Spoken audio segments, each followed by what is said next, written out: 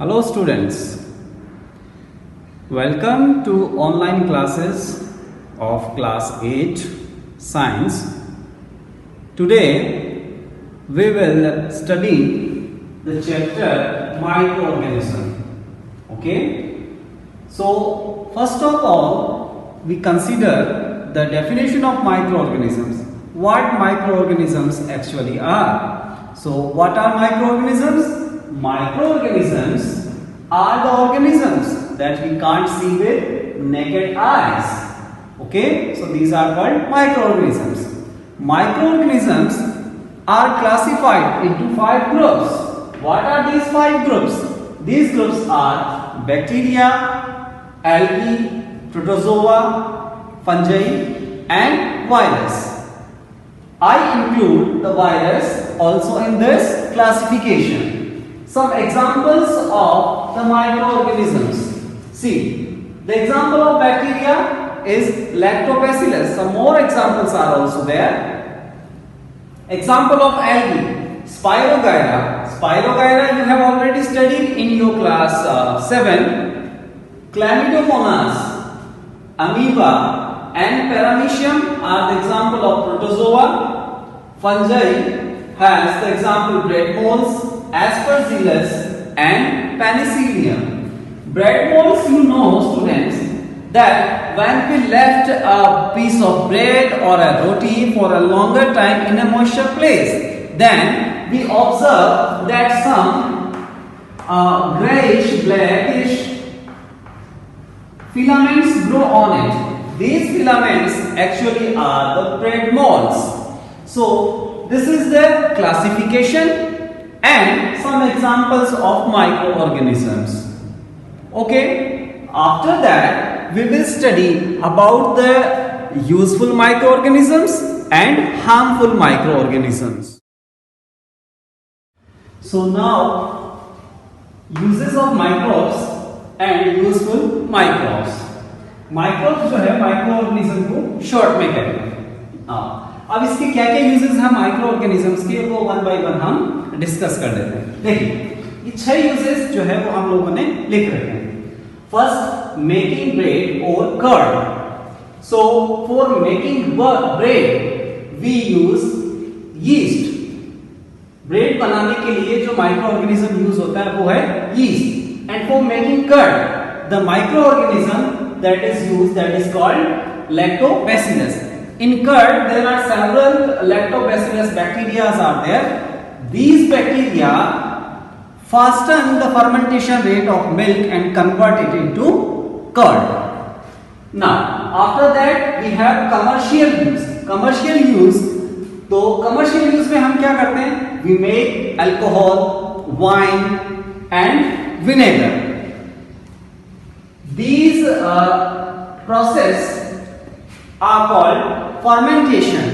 The making of alcohol is called fermentation. What is fermentation? Fermentation is conversion of sugar into alcohol by yeast. Okay. This process was first discovered by Louis Pasteur in 1857. इसके बाद हम देखते हैं medicinal use, यानी medical purpose के लिए microorganism के क्या यूज है. तो वो मेडिसिन जो हम माइक्रोऑर्गेनिज्म से बनाते हैं उनको हम बोलते हैं एंटीबायोटिक्स. एंटीबायोटिक्स की डेफिनेशन क्या हुई? एंटीबायोटिक्स की डेफिनेशन ये है, these are the medicines which kill or stop the growth of microbes. तो ये मेडिसिन क्या करती है? इन माइक्रो ऑर्गेनिज्म की या तो ग्रोथ को रोक देती है, स्टॉप कर देगी, या फिर उनको किल कर देती है. एग्जाम्पल देखिए, एरिथ्रोमाइसिन, टेट्रासाइक्लिन, स्ट्रेप्टोमाइसिन, पेनिसिलिन.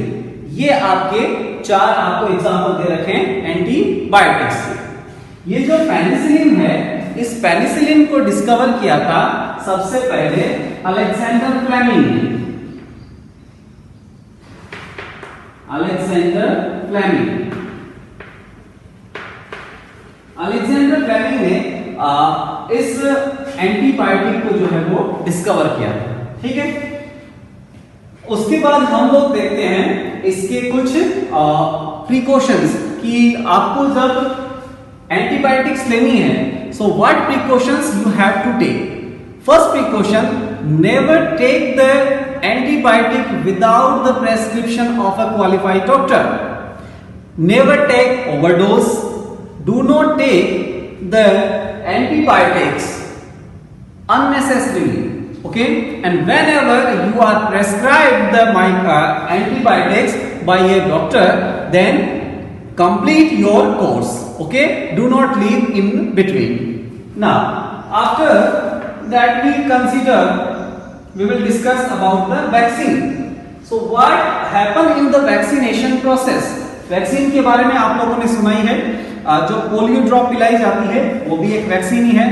जो आपके बचपन में कुछ टीके लगाए जाते हैं वो भी वैक्सीन है। वैक्सीन क्या करती है?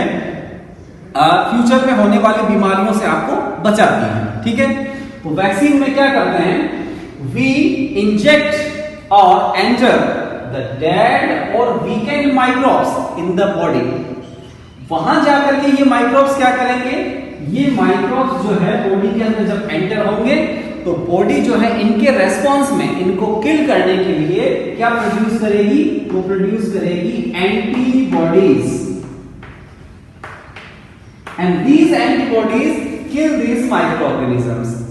इनको किल करने के बाद में ये वैसे या तो डेड होते हैं या बहुत वीक होते हैं।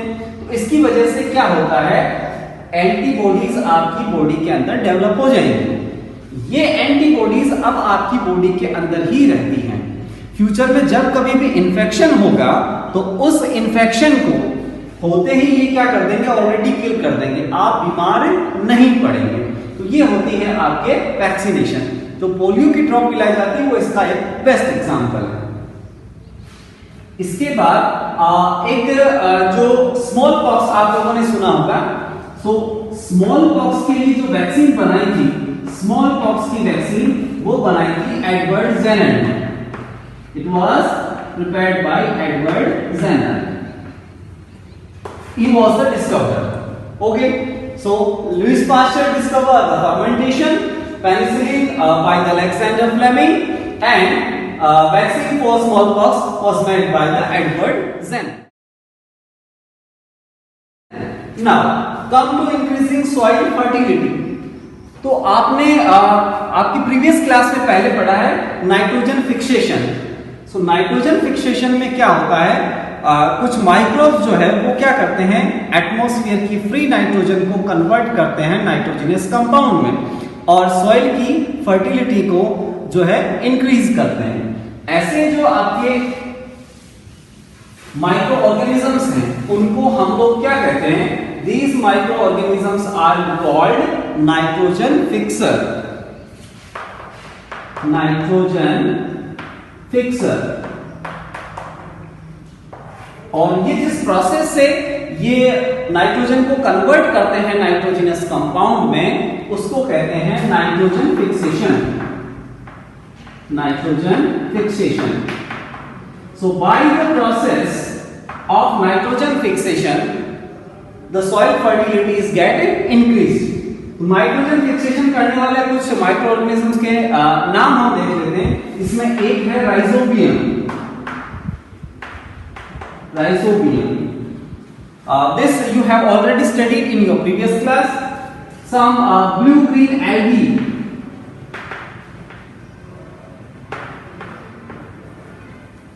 they also do the nitrogen fixation. Okay, so after increasing soil fertility we come to cleaning environment. बच्चों आप जानते हैं कि प्लांट्स हैं, एनिमल्स हैं, ये जब डेड हो जाते हैं और बहुत सारा ऑर्गेनिक वेस्ट जो है वो अर्थ की सरफेस के ऊपर डिपॉजिट होता जाता है। तो ये जो वेस्ट मटेरियल है इसको डिकम्पोज कौन करता है? ठीक है, अगर ये डिकम्पोज नहीं होगा तो धीरे धीरे ये गार्बेज जो है वो बढ़ता जाएगा। तो इन सब चीजों को जो ऑर्गेनिक मटेरियल है उसको डिकम्पोज करने का काम कौन करते हैं? ये माइक्रो ऑर्गेनिजम्स करते हैं। They decompose the waste material and convert into the humus और द कंपोस्ट। कंपोस्ट में इसको कन्वर्ट कर देते हैं। वो कंपोस्ट जो है सॉइल की फर्टिलिटी को इंक्रीज करता है, ठीक है, उसके अंदर न्यूट्रिएंट्स को रिप्लेनिश करता है। तो इस तरीके से हमारे पास जो है these are the 6 uses of micro organisms.